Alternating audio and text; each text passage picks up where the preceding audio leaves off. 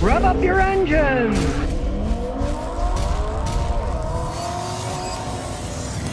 Well, now here's a rarity. You get to see me without glasses on because I've got both of my eyes fixed now. So, instead of having glasses that you can see were thick as could be, well, now I'm just wearing plain old regular sunglasses with just glass in them because I still have light shining in my face and my eyes are still healing. But I gotta say, the guys at the Wang Institute in Nashville, they know what they're doing. Now I can actually see things in 3 dimensions. Before, I basically had one useless eye and one eye that still had thick glasses, so everything was kind of one-dimensional. Now when I see people, I realize, gee, people are actually 3-dimensional. They're not flat.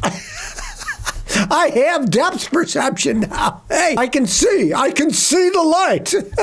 I can see all kinds of things. Now, when I was a kid, I had lousy eyes then too, but for the first 4 grades, I cheated and memorized the eye test. So they think I had 20/20 vision. Well, somebody figured it out when I was in the end of 4th grade, so I wore glasses from then on, and then hard contact lenses, which hurt after a while, kind of annoying now. And if you're curious, they're blue-green. Here, take a gander there.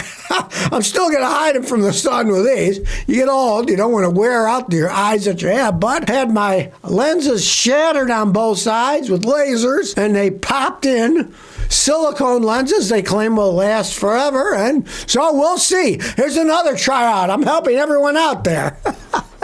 We'll see how many years these last. Will the lenses outlast Scotty? Well, we'll find out. Well, Ford's at it again. Now, they got a problem where the electronic emergency brakes in their F-150s can turn themselves on. You drive down the road, they can just put your emergency brakes on.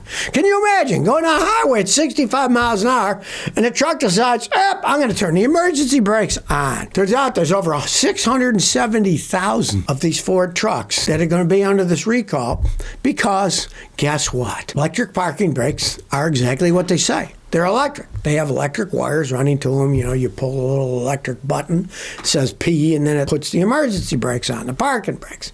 Well, I guess it turned out that their old bean counters at Ford, well, they counted too many beans, and they made the wiring too short, so the wiring is rubbing on the axle, and then when it shorts out, it turns on the emergency brakes. Again, here we have Ford with lack of quality control and lack of engineering control, too. I guess you can't blame the engineers. I'm sure the people above the engineer says, make those wiring harnesses as short as you possibly can, because if they're 3 inches shorter, hey, we sell 1 million vehicles, and that saves us 3 million inches of wiring. Oh, brilliant idea, right? Well, they did, and now they're having a problem with them. This is 2021, 2022, and 2023 Ford F-150 models. They sell a lot of these things. That is their bread and butter. A large percentage of Ford's profit comes from the F-150 lines. And now, hey, I tell people I hate electric emergency brakes, even a better reason.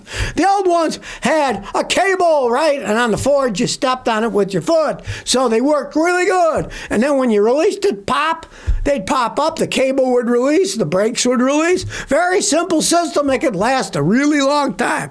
Oh, let's make them all electronic now. And now they were so stupid, they made the wires too short, they short out, and then the brakes might go on while you're going down the road.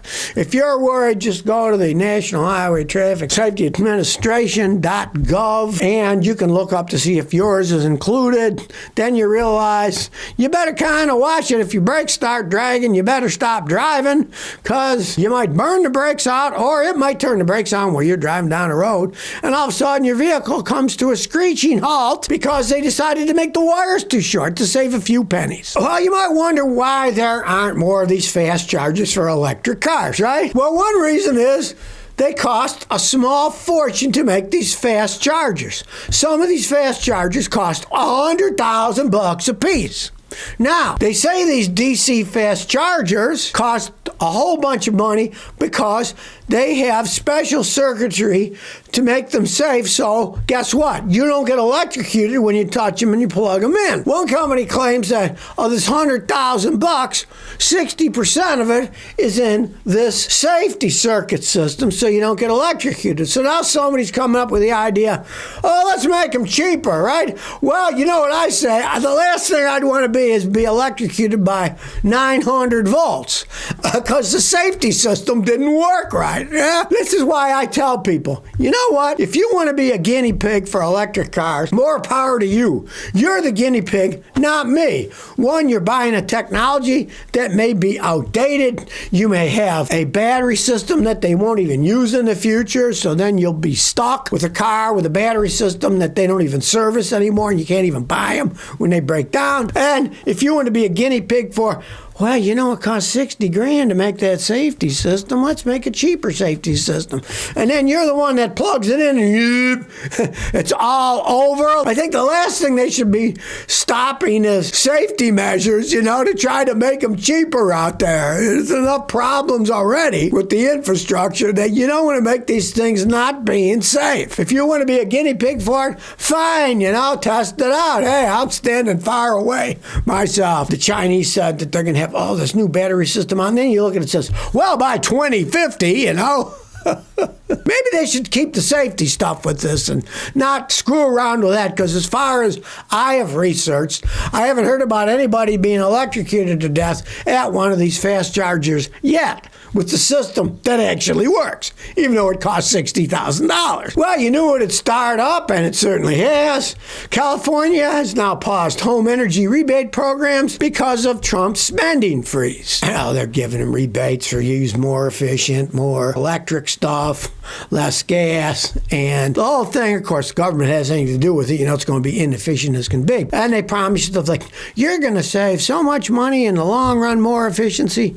Well, generally you never do, because the stuff that's more efficient costs so much more money that the tiny amount of energy that you're saving doesn't really save you all that much. And of course, the whole thing is a total facade because it's based on present day price of electricity. And if you live anywhere in the United States, I'm sure your electric bill, like mine, keeps going up and up and up. So the price of electricity just keeps getting higher and higher. We are using more and more of it, yet they're not building the infrastructure up. Rather than giving energy rebates, my advice to the government is this: go ahead and start putting some of our money into the infrastructure of generating before you start demanding everybody go electric and more efficient stuff. Make an infrastructure that can supply that energy. If everybody's got efficient electric stuff and there's no electricity, guess what? You're going to freeze to death, and you'll wish that you still had natural gas heater in your house that worked all the time and wasn't all that expensive either. You heat your house with electricity versus heating it with natural gas, you're going to find it costs a ton more to heat it with electricity. And that's now. With the price of electricity going higher and higher all the time, hey, it doesn't make sense to do it anyways. I think it's a good thing that they're freezing this federal spending.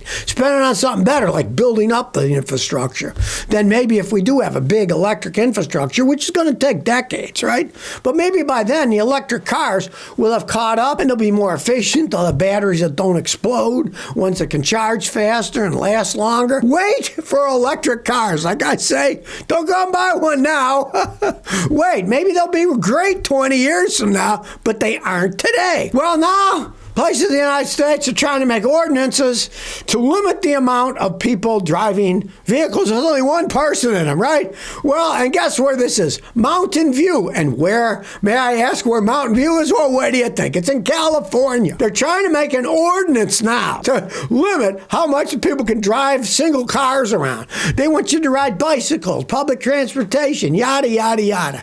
Okay, let's face the facts. I've been to California. Their public transportation isn't all that good. Everyone's driving around in cars. Don't give me this nonsense. And now this Mountain View place is trying to make regulations to force the builders to build in certain places that are closer, so they don't have to travel as far, and that maybe they build them closer to where there's a bus line or something like that. Hey, it costs a lot of money to live in California, right? And if you take away the people's freedom to drive where they want, guess what? The people will get in their cars and they'll drive away from California and they'll move somewhere else where people aren't so insane. And of course, now the builders are complaining, saying, you're restricting where we can build houses now. Oh, you're going to destroy the housing industry. You know, these people don't realize how complex everything isn't black and white. There's many gray areas. And if you start affecting one thing, like people driving cars by themselves, it's going to have a domino effect on all kinds of other things. In this case, real estate development. You got to take more public transportation or ride a bicycle or walk. They're trying to get people not to drive their cars around. And like I say, maybe they will stop driving their cars around in California and drive somewhere else and leave California. So if you never want to miss another one of my new car repair videos, remember to ring that bell.